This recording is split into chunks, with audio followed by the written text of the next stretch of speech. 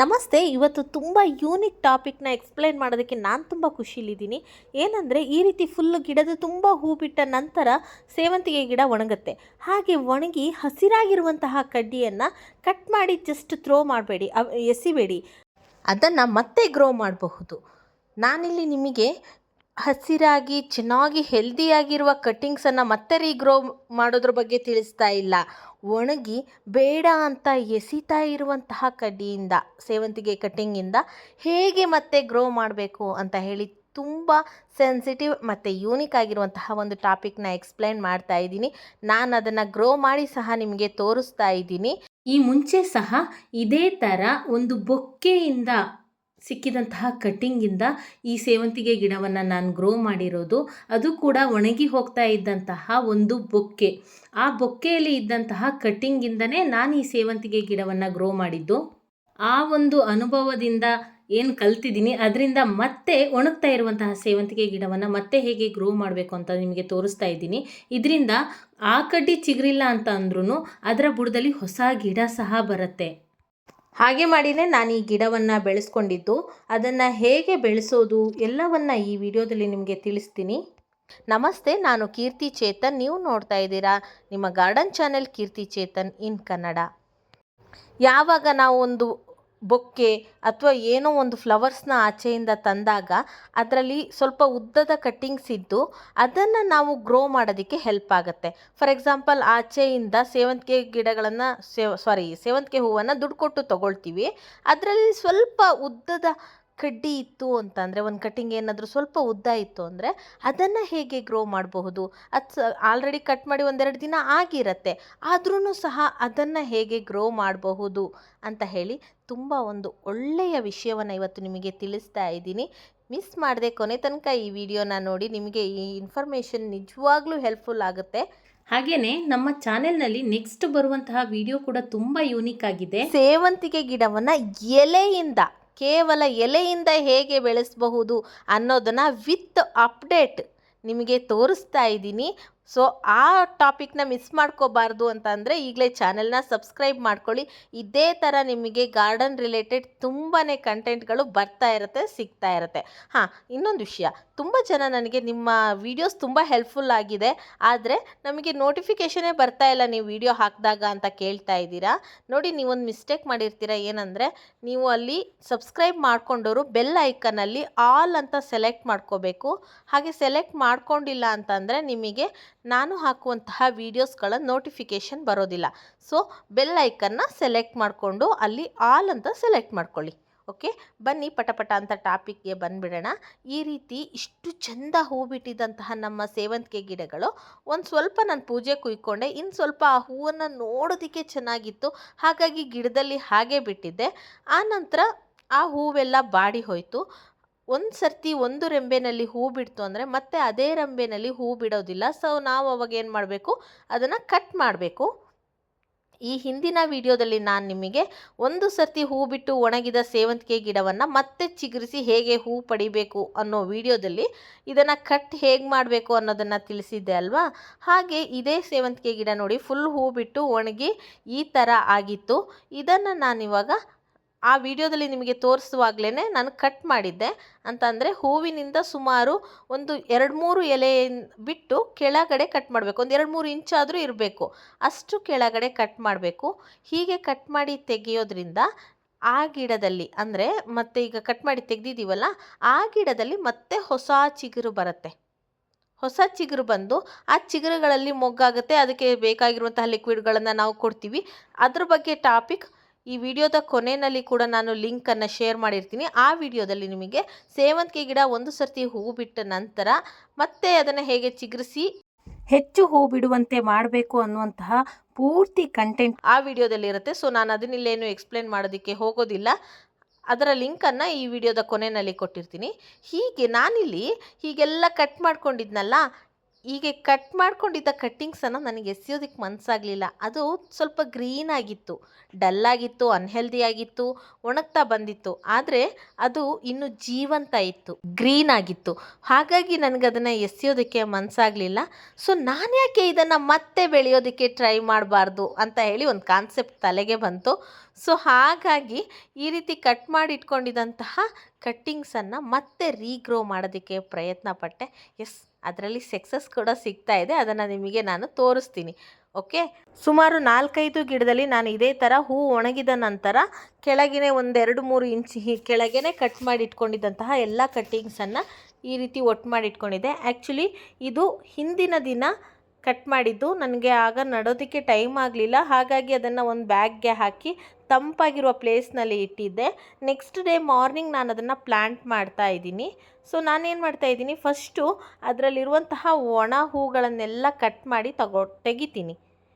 ನೋಡಿ, ಈ ರೀತಿ ಒಣಗಿತ್ತಲ್ಲ, ಅದನ್ನೆಲ್ಲ ಕಟ್ ಮಾಡಿ ತೆಗೆದುಬಿಟ್ಟು ಆ ಕಡ್ಡಿಗಳನ್ನು ಮಾತ್ರ ಹಾಗೆ ಇಟ್ಕೊಳ್ತೀನಿ. ನೀವೇನಾದರೂ ಅಂಗಡಿಯಿಂದ ಸೇವಂತಿಗೆ ಹೂ ತಂದಾಗ ಅದರಲ್ಲಿ ಈ ಥರ ಉದ್ದದ ಕಡ್ಡಿ ಇದ್ದರೆ ಹೂ ಕಟ್ ಮಾಡಿ ಕಡ್ಡಿ ಮಾತ್ರ ಇಟ್ಕೊಳ್ಳಿ. ಯಾವುದೇ ಒಂದು ಕಟ್ಟಿಂಗ್ ಬೆಳಿಬೇಕಾದ್ರೆ ಅದಕ್ಕೆ ನಾವು ತಗೊಳ್ಳುವಂತಹ ಕಟ್ಟಿಂಗ್ಸು ಜೊತೆಗೆ ಮಣ್ಣು ಮತ್ತು ಆ ನಂತರ ಮಾಡುವಂತಹ ಆರೈಕೆ, ಈ 3 ಅಂಶಗಳು ತುಂಬ ಇಂಪಾರ್ಟೆಂಟ್ ಇರುತ್ತೆ.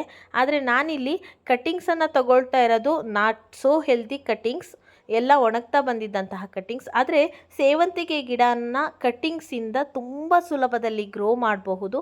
ಹಾಗಾಗಿ ನಾನಿಲ್ಲಿ ಈ ಕಟ್ಟಿಂಗ್ಸಿಂದನೇ ಗ್ರೋ ಮಾಡೋದಕ್ಕೆ ಪ್ರಯತ್ನ ಪಡ್ತಾ ಇದ್ದೀನಿ. ಅದು ನಾವು ಗಿಡ ಬೆಳೆಸೋರಿಗೆ ಹಾಗೇ, ಅದು ಎಷ್ಟು ಗಿಡ ನಮ್ಮ ಹತ್ರ ಇದ್ರೂ ಸಹ ಹೀಗೆ ಜೀವಂತ ಇರುವಂತಹ ಕಟ್ಟಿಂಗ್ಸನ್ನು ಎಸೆಯೋದಕ್ಕೆ ಕೈ ಬರೋದೇ ಇಲ್ಲ. ಎಲ್ಲಾದರೂ ಒಂದು ಕಡೆ ನಟ್ಬಿಡೋಣ ಅಂತ ಅನಿಸುತ್ತೆ. ಹಾಗೆ ನನಗೂ ಸಹ ಆಗಿದ್ದು. ಈ ಪ್ರಯತ್ನದಲ್ಲಿ ಬಹುಶಃ ನಾನು ಸೋಲಿಲ್ಲ. ಇದು ತುಂಬ ರೇರ್ ಕಲರ್ ಇರುವಂತಹ ಸೇವಂತಿಗೆ ಗಿಡಗಳು. ಇವುಗಳನ್ನು ಈ ರೀತಿ ಪ್ರಪೋಗೇಷನ್ ಮಾಡಿದ್ದು ನನಗೆ ತುಂಬ ಖುಷಿ ತಂದಿದೆ. ನೋಡೋಣ, ನಿಮಗೆ ಅಪ್ಡೇಟನ್ನು ಸಹ ಮುಂದೆ ನಾನು ತೋರಿಸ್ತಾ ಇದ್ದೀನಿ. ಈ ರೀತಿ ಫಸ್ಟು ಒಣ ಹೂಗಳನ್ನೆಲ್ಲ ಕಟ್ ಮಾಡ್ಕೊಳ್ತೀನಿ.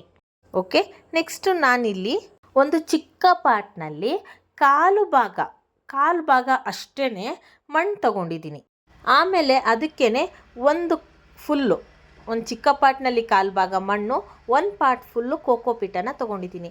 ಈ ಕೋಕೋಪೀಟನ್ನು ನಾನು ಬ್ಲ್ಯಾಕ್ ರೂಪದಲ್ಲಿ ತರಿಸ್ಕೊಂಡು ಅದನ್ನು ನೆನೆಸಿ ಬಿಸಿಲಲ್ಲಿ ಒಣಗಿಸಿ ಈ ರೀತಿ ರೆಡಿ ಮಾಡಿ ಇಟ್ಕೊಳ್ತೀನಿ. ಹೀಗೆ ರೆಡಿ ಮಾಡಿ ಇಟ್ಕೊಳ್ಳೋದ್ರಿಂದ ಬೇಕಾದಾಗ ಅದನ್ನು ಬಳಸ್ಕೊಳ್ಬಹುದು ಅಂತ.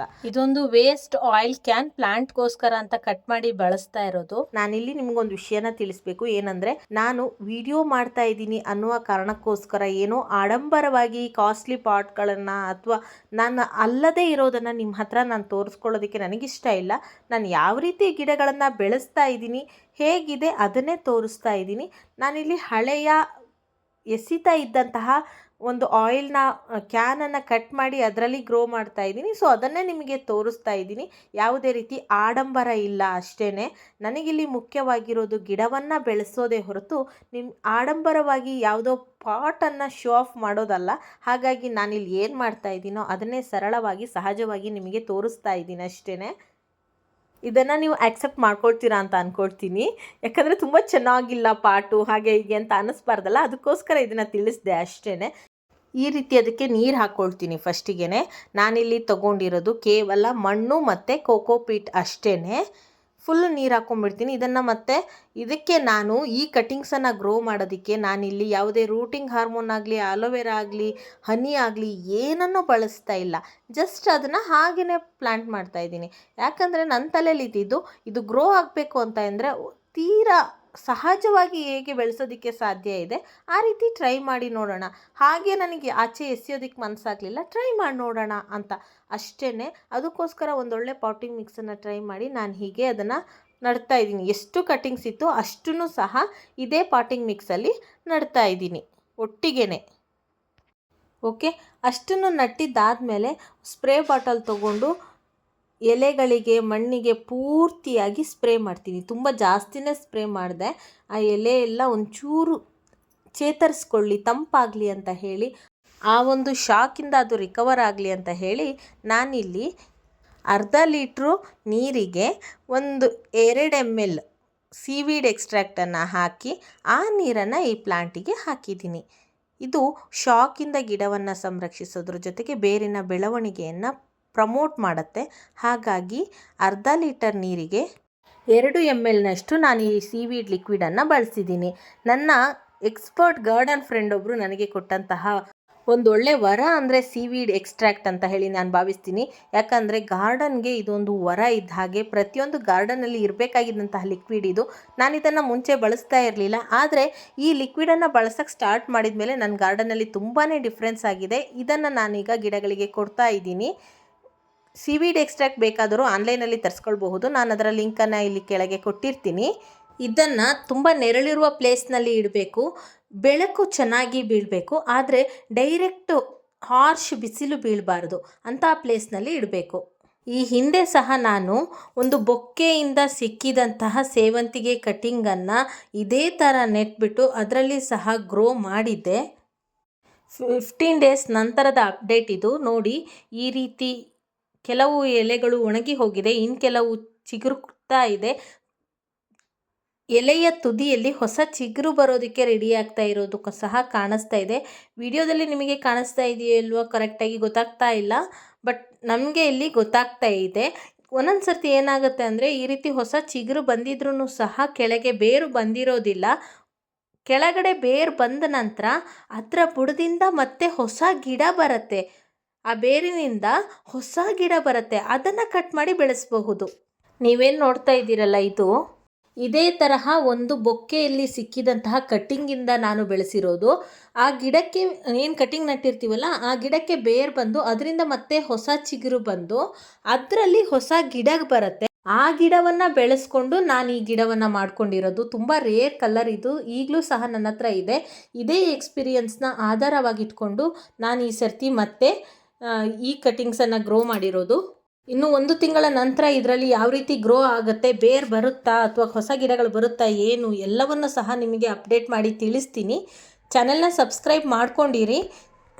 ಇದರಿಂದ 15 ಡೇಸ್ ನಂತರ ಗಿಡ ಹೀಗಿದೆ ಅಂತಂದರೆ ಇದರಿಂದ ಮತ್ತೆ ಗಿಡ ಗ್ರೋತ್ ಆಗುತ್ತೆ ಅನ್ನೋದರ ಸೂಚಿಸುತ್ತೆ. ಇದು ಬೇರು ಬರೋದಕ್ಕೆ ಸುಮಾರು 1-2 ತಿಂಗಳಾದರೂ ಬೇಕು. ಅಲ್ಲಿ ತನಕ ನಾನು ಈ ಗಿಡವನ್ನು ಡಿಸ್ಟರ್ಬ್ ಮಾಡೋದಿಲ್ಲ. ನೀವು ಕೂಡ ಟ್ರೈ ಮಾಡಲಿ ಅಂತ ನಾನು ಈಗಲೇ ಇದನ್ನು ಶೇರ್ ಮಾಡಿದ್ದೀನಿ. ಈ ಗಿಡದ ಅಪ್ಡೇಟನ್ನು ಮುಂದೆ ನಾನು ನಿಮ್ಮ ಜೊತೆ ಶೇರ್ ಮಾಡ್ಕೊಳ್ತೀನಿ. ಇದೇ ಥರ ಗಾರ್ಡನ್ ವಿಡಿಯೋಗಾಗಿ ಚಾನೆಲ್ನ ಸಬ್ಸ್ಕ್ರೈಬ್ ಮಾಡ್ಕೊಳ್ಳಿ. ಮುಂದೆ ಮತ್ತೊಂದು ಒಳ್ಳೆಯ ಇನ್ಫಾರ್ಮೇಷನ್ ಇರುವ ವಿಡಿಯೋ ಜೊತೆ ಮತ್ತೆ ಸಿಗ್ತೀನಿ. ಅಲ್ಲಿವರೆಗೂ take care, bye. Happy gardening.